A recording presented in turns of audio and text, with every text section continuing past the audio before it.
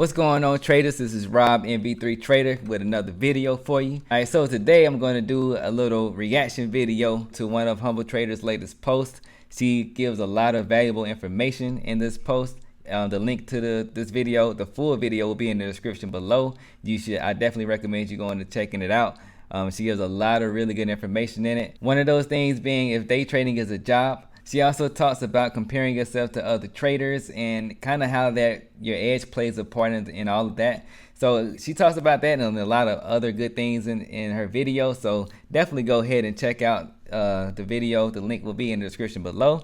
Alright, so let's go ahead and go to this video and let's hear what she has to say, and then I'll react to it. First of all, let's answer the #1 question most people have regarding day trading. Is this career real or is it a scam? Is day trading just gambling? The short and sweet answer is it's a real and very profitable career for only about 5 to 10% of the people. Let's make it really clear. I'm certainly not saying everyone should day trade. No, it's the opposite. I think most people shouldn't day trade because rather than treating it as a serious business and a career, most people are lazy and they treat it as a get-rich-quick scheme like gambling. Like my brother said in my live trading with family video, day trading is a risky career and most people should stay away from it. Now let's talk about wins and losses in day trading. And yes, I did say wins and losses because believe it or not, everyone loses in day trading. It's just that less people are willing to share their losses. I mean, it's the same reason everyone wants to post images with Lamborghinis. Why would anyone want to be seen with a 2003 Corolla or show up on YouTube videos with barely any makeup, right? Now back to the topic of how much money do day traders make? Well, the answer to that question is it depends. There are traders who make hundreds a day, thousands a day, and even sometimes who make 5, 6, and even 7 figures a day. Now, before you get overly excited, oh my god, you can make that much money day trading? I need to go quit my job now to day trade. Please listen to the full story here first. To make money in day trading, you have to be comfortable with losing first. Losing money in order to make profit is a concept that's very unique to this day trading business. Day trading is probably the only job where you can show up at your office computer and work very hard and give it all, and at the end of the day, after 8 hours, you actually lose money. Alright, so I'm going to go ahead and stop it right there. I don't need these anymore. These are kind of distracting anyway. I'm just going to start off by saying I don't disagree with her at all. You know, I really agree with everything that she's saying. I just wanted, the purpose of this video is to kind of clean up some of the language because the language is important. At the beginning of this video, I did mention that the topic that I will be discussing is if day trading is a job. She used that term in her explanation, so I wanted to kind of clean up the terminology. So let's jump right into that part of it. Now, is day trading a job? And the short answer to that is no, right? And that's not the way that we should be looking at trading. You know, trading or investing or any form of participating in the markets. It's not a job, and the reason why, okay, let's break it down from this perspective. When you have a job, you have an employer, right? So your employer, it's impossible for you to have a bad day or a red day because all you got to do for that job is show up and perform whatever task that you were hired to perform, and you will get a check for showing up for that amount of time that you were there to perform those tasks, right? In day trading, who is your employer? In trading period, who is your employer? You don't have an employer, right? Now there are some slight exceptions to this whole thing where you could trade in a prop firm, but that's still not the same thing because really a prop firm is just a way for you to capitalize your day trading business, right? You're paid by your performance.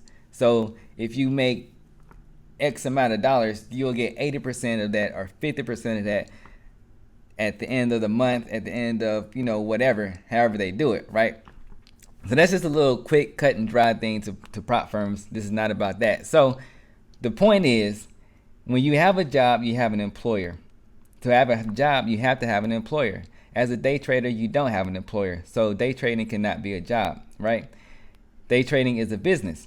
And that's how it should be looked at as a business. Now, if we're going to talk about profits in relation to having a red day versus trading and versus having a business, they're actually one and the same. And a lot of times the lines get blurred. For some reason, in the day trading community or in the trading community, we tend to think that trading is its own separate thing and it's with its own risk and it's the hardest thing. And not really, because just like anything else, if you start a business and you want to reach this massive goal of consistently getting profits and growing your business exponentially to like an Apple or a Tesla or Facebook or whatever your business is, there are going to be road bumps, and it's going to be hard in the beginning because you're not going to know everything you need to know. There's always risk involved, right? Trading is the same as any other business.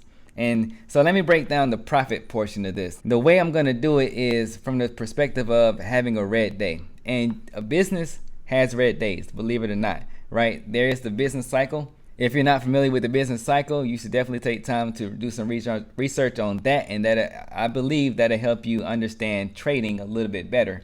So in a business, let's just paint the picture here. Let's say you have a small mom and pop shop, a small local business where it's a convenience store where you sell, various goods, various household goods, right? So let's say on this day, today is Sunday, all right? We're gonna use today as an example. And at the end of the day, we have about 50 customers that came in and they bought various items, and we made some money. All right, we made some money on the day from selling products. Now, does that automatically mean that we've had a green day or that we had a profitable day? Not necessarily, because you also got to factor in the expenses that it takes to run that business that day, right?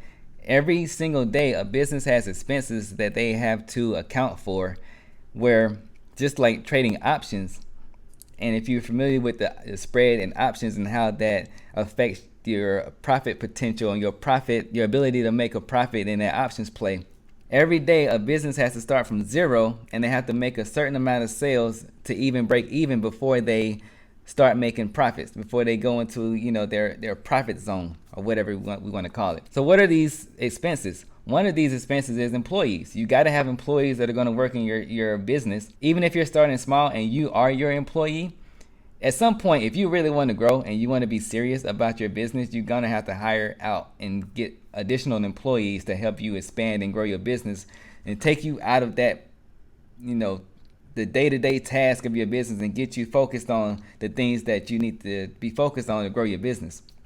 So you got the expenses of employees. You got to pay your employees from the time you open your doors to the time you close your doors, give or take, a few minutes or even hours, for preparation and closing tasks, close a business task, right? You also got your utilities and your electricity bill, right? So you got, if you're a convenience store, you probably have some kind of appliances like a refrigerator to keep your sodas and all of that good stuff.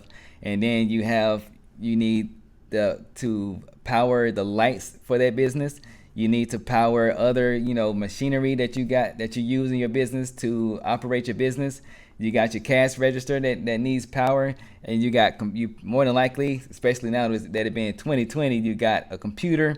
You have all these things that require power that's gonna give you a pretty sizable electricity bill every single day, right? Which you're gonna get billed at the end of the month, but you're racking up that bill every single day. All right, so that's another one, right? So we got employees, we got electricity, then you got your basic utilities like your water. You probably got a bathroom. If you don't even have a bathroom for your customers, you at least got a bathroom for your employees because they got to be there all day, and you want them to to be able to handle their business when they need to, right? You also may have other services like Square or the service that you need to process credit card or debit card transactions, right? You got that, and with also on top of that, you have your internet. You need internet to be able to process those credit card or debit card transactions, right? And these days, it's kind of hard to not have internet because you definitely need internet in your business if you want to be successful, especially now with most businesses being forced to go cashless with this current pandemic. You got to have internet in your business. So that's another one. So what we talked about? We talked about employees. We talked about electricity. We talked about other basic utilities. we talked about your internet, we talked about other services, and we're still not at all the expenses that this kind of business is going to have. You also have the cost to purchase the products that you sell in your business. All right, so when you make a sale, whatever sale you make is not 100% profits, right? So you gotta, when you make a sale, it's whatever the customer paid for it minus whatever it cost you to acquire that item to put in your store. And what you're left over with at the end of that is your profit. So, I mean, there's a laundry list of expenses that you got to go through every single day, or that you have to account for every single day before you even break even and start to make profit. So if you don't get to that break even point, if you don't sell enough items to get to your break even and start to make profits, on that day you will have a red day. The same as with trading. If you place your trades and you lose money, then you can have a red day. The same as with a business. Also, risk management is a huge part of running a business, running and operating a business. Risk management is important for a business the same way it is for a trader. A business, just like you as a trader, you have to have your stop losses, and you have to account for the max that you can lose within a trade or within a day to not blow up your account. A business also has to look at their expenses and determine how they have to price their products and make sales, and how many sales they have to make, and how they place their products within their business in order to be able to stay afloat and not let those expenses eat up their capital before they have to go out of business, right? So trading is a business from that standpoint, right? It's not your typical business where you're going to have employees and all of that stuff, right? And where you need to set up a store, or you have to set up an online store, or you have to have a manager, and you have to have all of these other pieces to be able to run your business, and you're selling to customers. It's not the same in that regards, but in terms of how you approach it, you still have to approach it the same as any other business owner would approach it, right? Basically, that's the point that I wanted to make, that day trading cannot really be a job because there's no one there to hold your hand. There's no one there to tell you what to do. At the end of the day, you have to make all your own decisions for yourself, and no one's going to give you a check just for showing up, right? And that's the biggest thing that separates trading from having a job, right? If you don't perform well, if you don't take it seriously as a business, at the end of the day, no one's going to be there to give you a check just for showing up and performing some tasks, right? You have to take this seriously, and you have to do everything that I talked about in this video to treat it as a business and do well in it, right? So that's going to wrap this video up. Like I said, definitely go check out the rest of that video from Humble Trader. Go ahead, you can see I hit the like button, so you should too, right? But she talks about a lot of other good things. I just wanted to highlight that point and react to that. And that's going to wrap this one up, and I will see you guys on the next one. Deuces.